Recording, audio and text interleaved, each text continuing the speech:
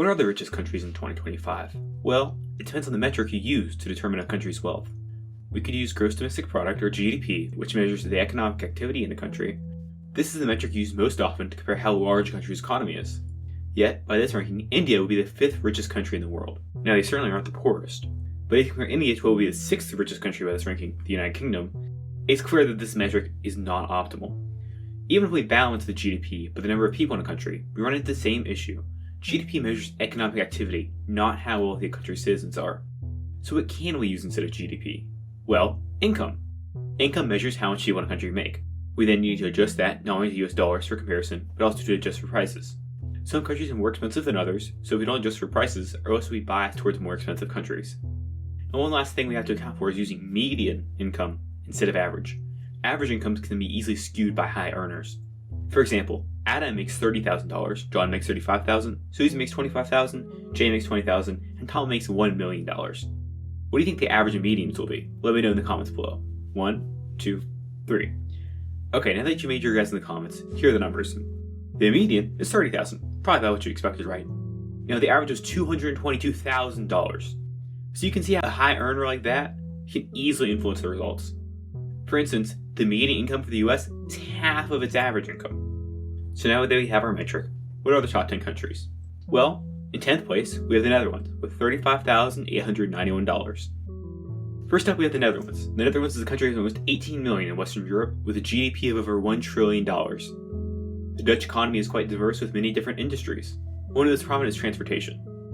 The Netherlands is home to the largest port in Europe, Rotterdam, which processes over 450 million tons of goods each year.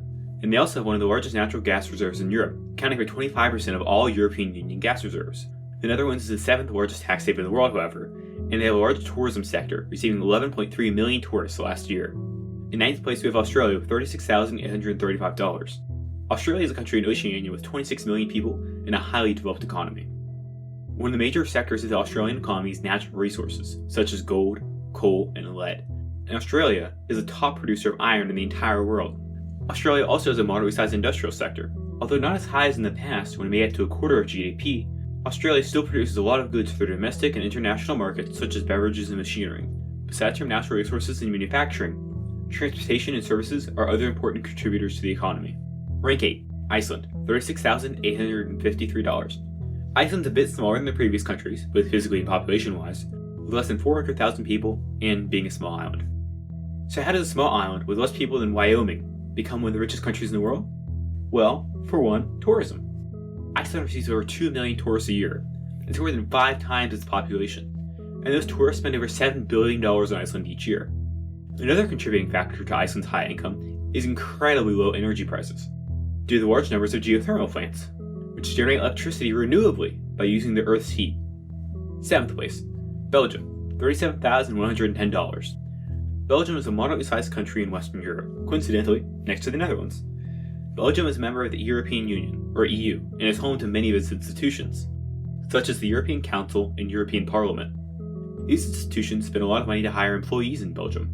While Belgium lacks natural resources, they have very little besides a good soil, they make up for in their service sector, which accounts for over 77% of their economy. Belgium also has a large pharmaceutical sector, which they export over $50 billion of each year. 6th place, Austria, $37,715. Next up is Austria, another EU member, this time in Central Europe. Austria has a relatively small industrial and agricultural sector due to their mountainous landscape, which accounts for over half of all land in Austria. At least their mountains have a large amount of minerals. Austria exports over $200 billion of goods each year, such as technological equipment and pharmaceuticals. Austria is also a major exporter of machinery. The Austrian economy is helped massively by their inclusion into the EU and proximity to Germany. Rank 5. Canada, $39,388. Canada has the 9th largest GDP in the world, with a population of only 40 million.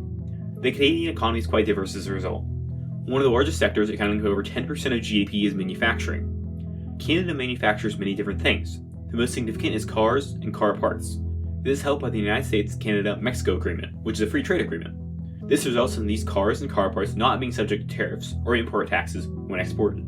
Canada also has large oil and natural gas reserves in the west of their country. If you made it this far into the video, you probably enjoyed it, and if you have, it would really help out the channel if you liked and subscribed. 4th place, Switzerland, $39,698. Switzerland has two major sectors in its economy. One is finance. Swiss banks are world-renowned, and the deposit slips prove it. The 236 Swiss banks hold over $2 trillion in deposits. Not all of which is necessarily legal money, but money laundering is a big business. The other major Swiss industry is pharmaceuticals, of which they export almost $100 billion worth. A smaller, but still significant portion of the Swiss economy is watchmaking. Swiss watches are renowned for their precision and quality. Swiss watch brands such as Rolex and Patek Philippe export $26 billion worth of watches each year. Rank 3. Norway.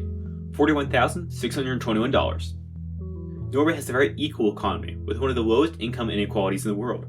The Norwegian government has large shares in the country's largest industries, such as oil, which is one of the most important parts of Norway's economy, and they export over 700 million barrels of oil each year. This oil generates large revenues for the Norwegian government, because oil exports are taxed at 78%. This helps fund their large welfare spending. Rank 2. United States. $48,625. Surprisingly not in first place, we have the US.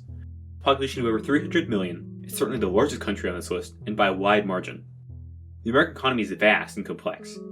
The US has so many different industries, it would be difficult to do justice in a list like this. But the largest part of US GDP is made up by service-based businesses like retail. The US also has a large oil and natural gas sector. The US is home to the first and second largest stock exchanges in the world. And the US also has a world-leading technological sector, with some of the world's largest tech companies like Nvidia, Google, Microsoft, and Apple. First place, Luxembourg, 49,748. Like Belgium, Luxembourg is home to many EU institutions, which contribute greatly to the country of less than 700,000.